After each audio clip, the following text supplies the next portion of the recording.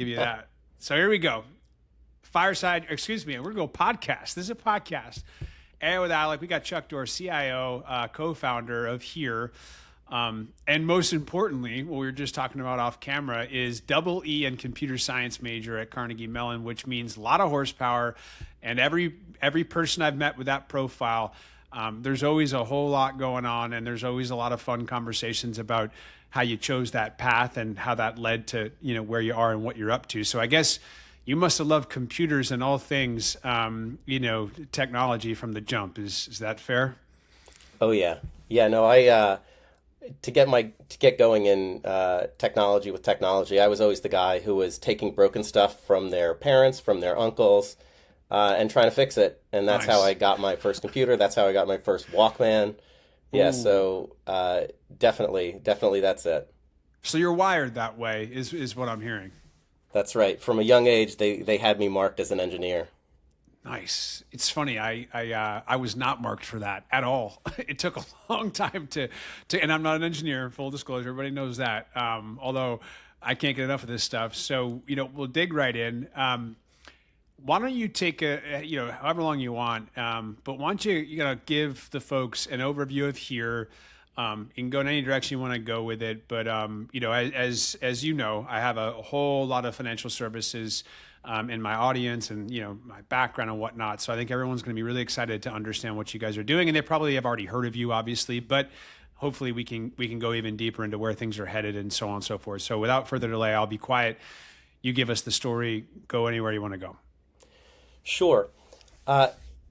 We rebranded as Here about a year ago. And the reason why we did that was to really give ourselves a name that wasn't as financy and to have a name that would sit nicely as an enterprise browser next to the behemoths in the browser land, Chrome, Edge, Island, you name it, right?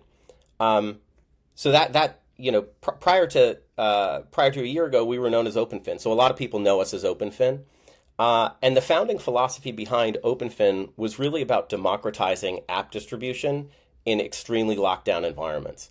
My co-founder Mazi and I, prior to starting OpenFin, had been working together for a decade at a company called CreditX, an interdealer broker in the CDS markets. Warren Buffett famously described them as financial weapons of mass destruction. Thanks, Yeah, Warren. so yeah, thanks, Warren. Sounds like Charlie Munger, but anyway, I'm sure it's both of them. Probably both of them. But we were building a trading platform, and we were distributing it onto, front office traders' desktops at Goldman, JP, everywhere. Literally the most locked down desktops that exist in professional finance. And we got really good at putting software onto those desktops without having to go through security and compliance checks, right? We were able to build a technical framework around our development and deployment process that allowed us to just sail through updates, multiple times a day if we needed to. And so when we started OpenFin, with that company, CreditX, we sold it to the Intercontinental Exchange literally 10 days before Lehman went bust. Wow. Yeah, yeah. Really interesting time. We spent about 18 months at ICE and got to see some really cool stuff there. But, kind of coming out of CreditX ICE, when we were thinking about, hey, what are we going to do next? We realized that we were particularly good at delivering applications, robust applications to front office desktops, right? We had learned at CreditX that browsers, like the traditional browser, is just not a great place to do work. No. And our solution back then was to build a heavy installed client, right, that had all the capabilities and framework around it, so that we could, deploy at will without having to go through the security checks. You know, when we started OpenFin, effectively our first product was an SDK for people to build something that looks a lot like today's enterprise browsers.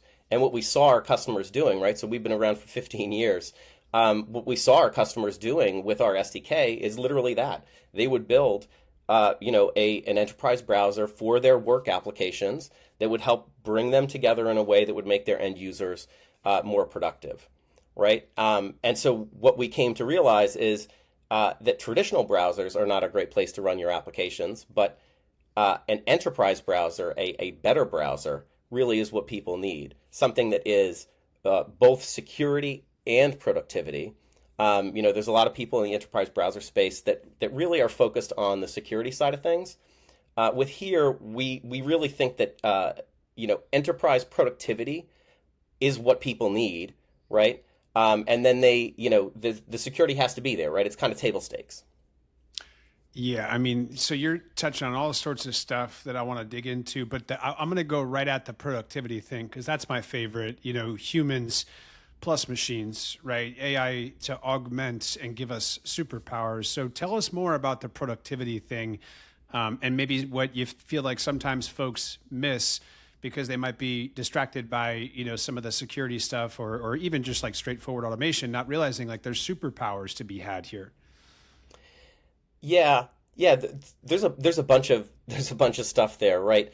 Harvard put out a study that and users in our market, they actually toggle between applications something like 1,200 times a day, right? 1,200 times a day. Is this the toggle tax thing? This is the toggle tax, And that got my right? attention. I was like 100%. I hate the toggle tax. We all feel it. Friction. Yeah, people have tab overload, right? Ugh. They're in the browser. You've got 40 tabs open. They're all important applications that you're working on. You're using search within the browser to just find the tab that you were on 2 minutes ago, right? So there's tab overload, there's search overload, right? And so some of the stuff that we've done with Here, our enterprise browser, right, is we have this concept of super tabs. It allows you to take multiple pieces of content and create complex layouts, right, where you can see all of that information kind of at the same time, right? Similarly for search, right? When you want to go search in Salesforce, you go to your Salesforce tab, you start searching in Salesforce. When you want to go look up someone in Teams, you got to search in Teams, right? We've brought this concept of super search to our browser so that when you type in the address bar, instead of it just searching the internet, right, which isn't terribly useful for work, right, it's searching your enterprise applications, right? So you get links back from Teams, you get links back from Salesforce, you get links back from your internal systems that you've hooked up. Maybe you've got trading activity that you wanted to be able to look up, right? And so whether you're whether we're helping you visually bring things together with our super tabs, right, or we're getting you to the answer faster, getting you to that thing that you're looking for faster using super search. It really completely changes how you can sort of attack the different problems that are there in your workflows. Yeah, I mean, so one of the things you're touching on, and forgive me, and you can course correct me, obviously on anything, but one of the things that gets a lot of people's attention, gets them pretty excited right now in this territory, is one, enterprise search. Two, the implications of this transition that we're all experiencing, early-ish, but, application-centric to data-centric, architectures, orchestration layers, the implications for the ability to do a lot of the things you just mentioned, right? Which is how do you operate, in a more seamless way across various applications, as opposed to kind of the way it was before. Then you get into these conversations about agents. And so one of the things you and I spoke about before we jumped, onto the call, the first time we spoke and ahead of this was just this idea that I think there's obviously a lot of healthy hype around all things enterprise AI, but then there's the reality of what is or isn't feasible or isn't happening within, various verticals, finance and financial services being, a more, restricted environment for obvious reasons. So not to move us too quickly in that direction. And I know that you guys are broader than, financial services, but I know you're really deep there. And I know the audience would love to hear, whatever you can share about what's the reality of what actually is happening that is enterprise AI within financial services versus hype and stuff that's just, it's not appropriate or the industry is just not ready for that just yet. Yeah. To lead off, like human in the loop is critical today, right? Like we're not giving AI the ability to go do mission critical things without real oversight, right? That's a goal. One bank that we work with today, they can't use AI at all. They're trying to sneak an AI project through as like an enterprise search project, right?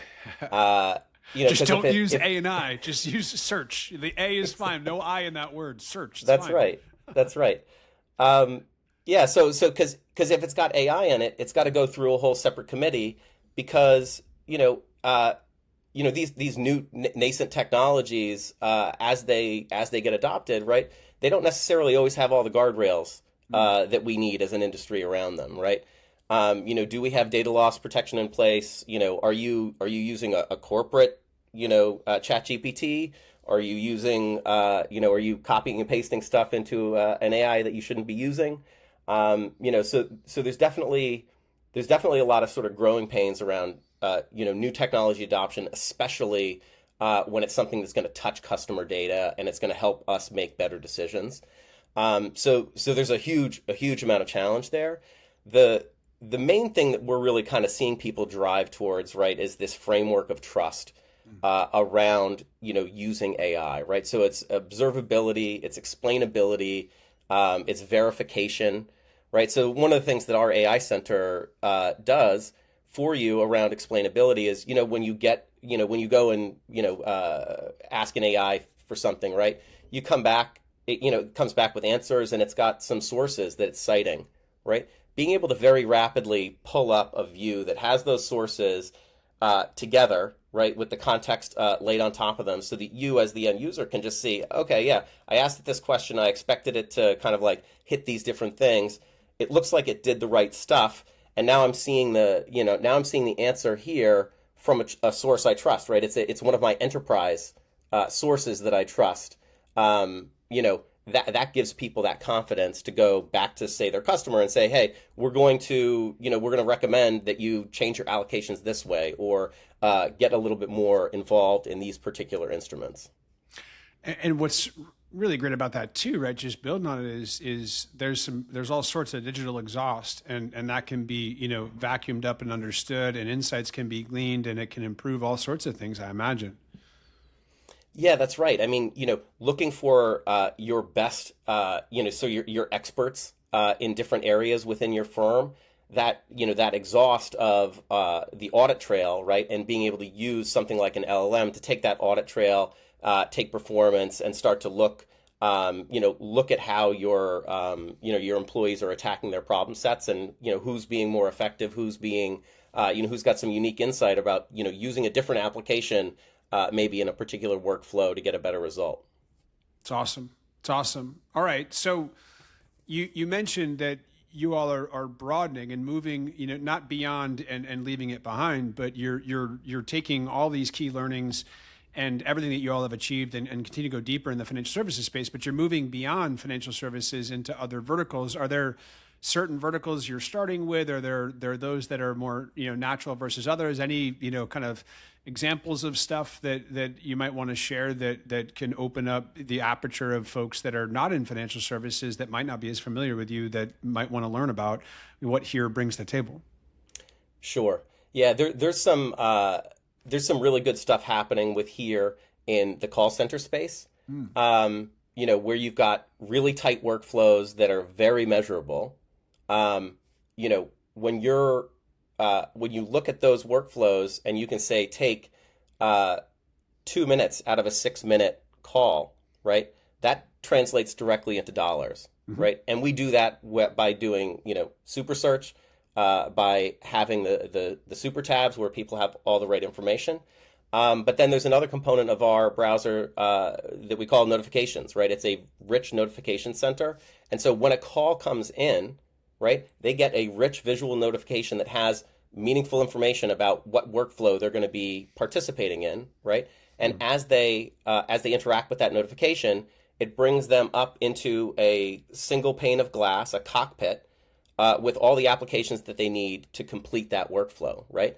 And right on the side, you've got our AI center that's giving them the next best action for this particular, type of workflow, right? So, hey, this person's calling to, modify a secondary address, right? We don't have the online way for them to do that yet, right? So, modify a secondary address, and now I've got all the applications. I can quickly do it, and I can get them on their way, right? So call centers is a big one, because it's so measurable. It's a really cool area. The other area where we have a lot of traction is in the government space. specifically in the intelligence world. So a few years ago, In-Q-Tel, who was originally founded as effectively like the VC arm of the CIA. Now they represent a number of the intelligence agencies for this kind of work.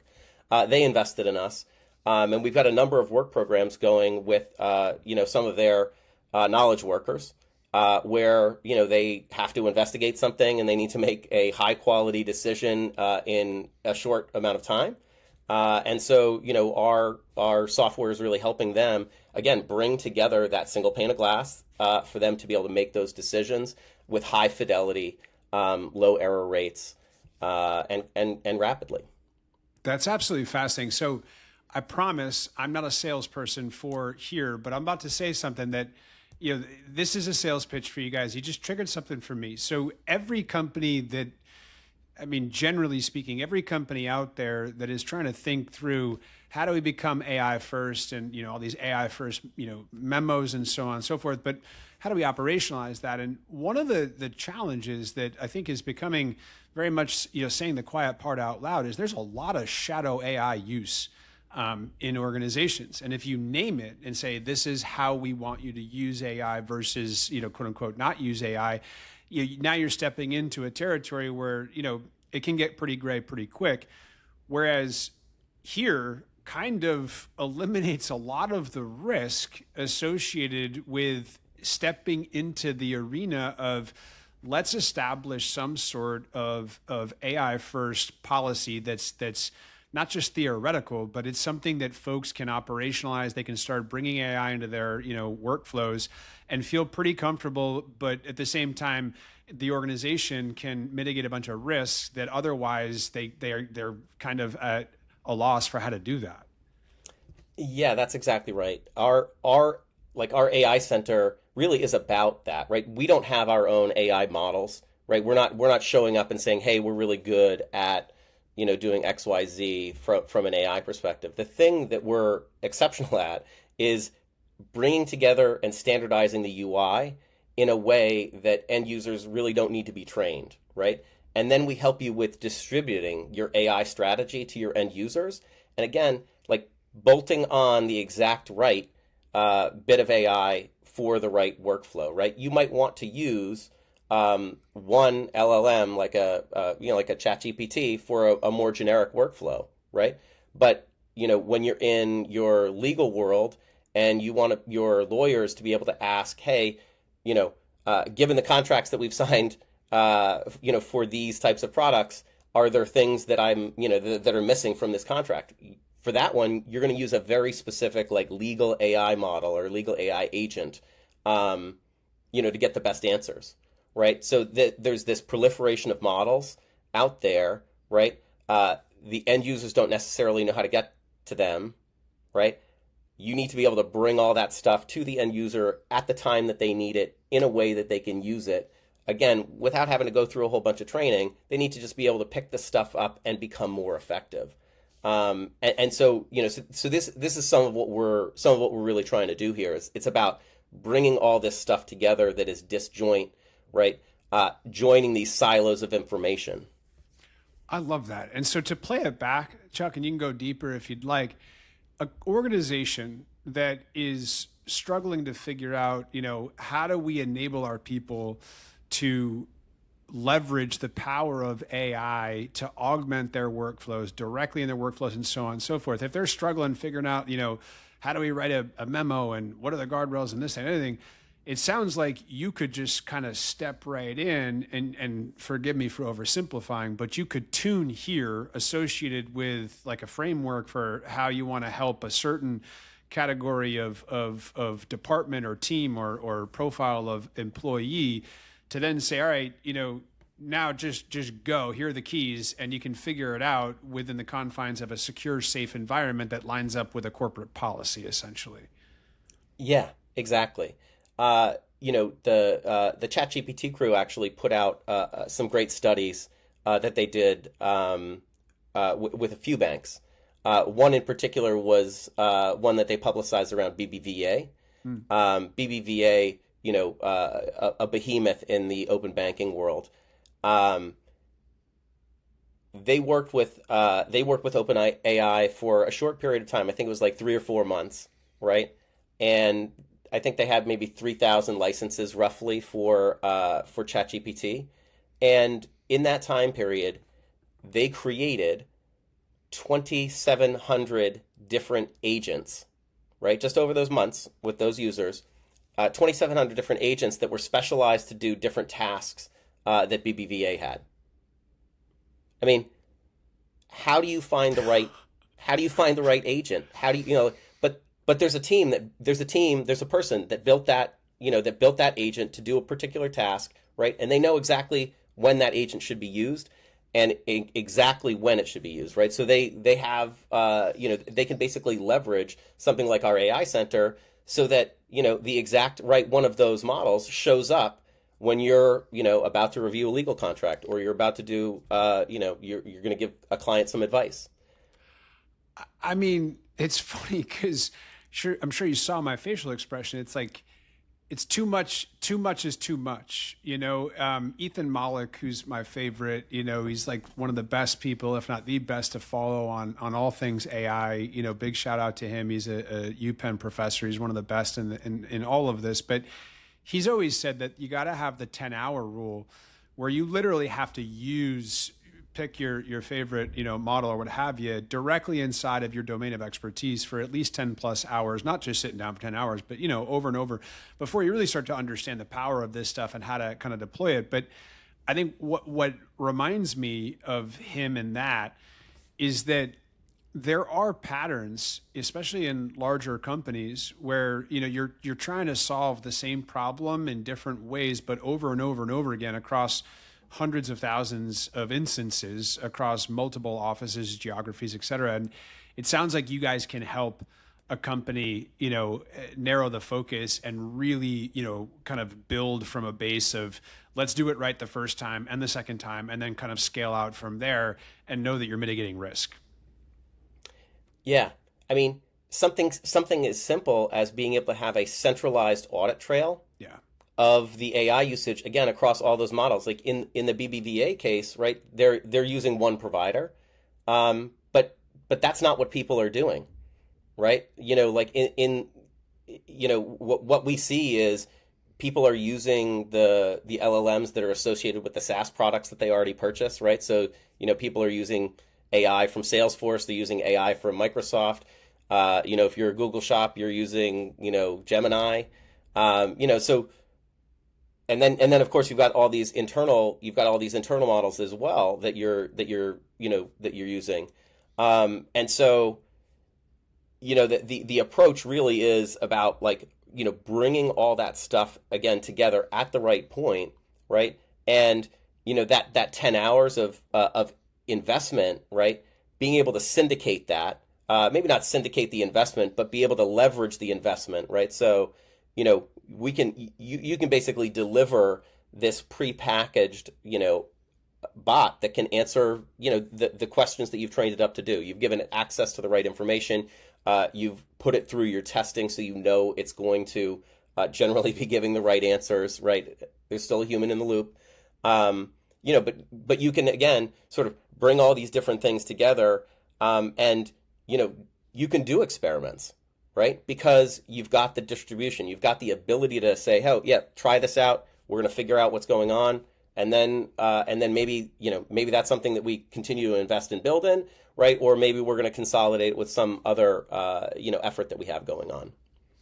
I think that's awesome. I'm excited, and I'm so glad that we had this conversation because, I get the question all the time, right? Is how do we get out of the pilot and POC purgatory? How do we do things at scale? What problem should we solve? Is AI a tool? Is it a system? Right? There's over and over and over again. But I like the way that you just described also that you can experiment in an environment that I think, clearly you can replicate it, if and when it works in this direction or that direction. So that's awesome. Last question for you, knowing, time constraints and whatnot. Is there anything else that you want, the audience to know about you guys, including, of course, they'll know where to find you, they'll find you, but anything else you want to talk about, in terms of vision or roadmap or, where you're headed or anything of that nature, feel free to let it rip on any front.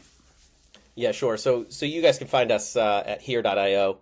All our stuff is there. Definitely reach out. We're happy to talk about all the different things we do, whether it's our enterprise browser, our Here Core product, which is the SDK product that you can use to build your own enterprise browser. Um, I think one of the things that we do particularly well, we of course like help people to distribute software. We do all we do all that stuff. We help you assimilate information really well. But we have a relentless focus around a user-centric world. And so, that means that, I said early, right, security is table stakes, right? But for security to be good, it has to not be in your way, right? And so, when you're trying to do things and there's no way for you to do them because security is preventing you, we always view that as terrible. Because that's when shadow IT starts to happen, right? Once the answer is no, it's like that's the Cool. license to. I'm gonna go do something else. Yeah, exactly. Not gonna And tell you. so giving users a delightful environment that helps them access the cutting edge tools that they really want to be using, that they know that they need to be using, right? In a way where the security just sits below the surface. It's there, it's doing its things, right? It's, this application is allowed to share context with the AI. This other application, it has too much customer data in it. It can't share context with the AI, right? All those things, just making it so that you can put in the exact controls that you need, right? So that you can, spit off the right audit exhaust. Again, so that we can drive forward, like at high velocity, into these, sort of new areas, not necessarily unknown, right? We know what the challenges are. We don't necessarily know what all the benefits are yet because we need to really press in and, and get there. I love that, Chuck. It reminds me of my main man, Rick Rubin, who called it an everything tool. He was talking with Jack Clark from Anthropic, and he's like, if you have a wrench, you know what that wrench is for, right? If you have a hammer, you know what it's for. This like everything tool is like it blows your mind when you start using it. And you can't figure out which way to go and what to do with it because you're overwhelmed Yeah. by how powerful this thing is. And so again, I think it's great what you're doing. I think it's fantastic. So, well, on that note, thank you for joining us. That was a lot of fun. I'll make sure that we add in the notes, the links and all that good stuff. But Chuck, I'll definitely be excited to share this out with my network and my followers because I think a lot of people are looking for what it is that you all have built because it's tough to get started. And I think you've made it a lot easier. And I love that customer centricity and user centricity. That's killer. So thank you very much. Alec, thanks so much for the time today. This was a really compelling conversation. I love it. Awesome. We'll talk to you again soon then. Thank you. See ya. Thank you.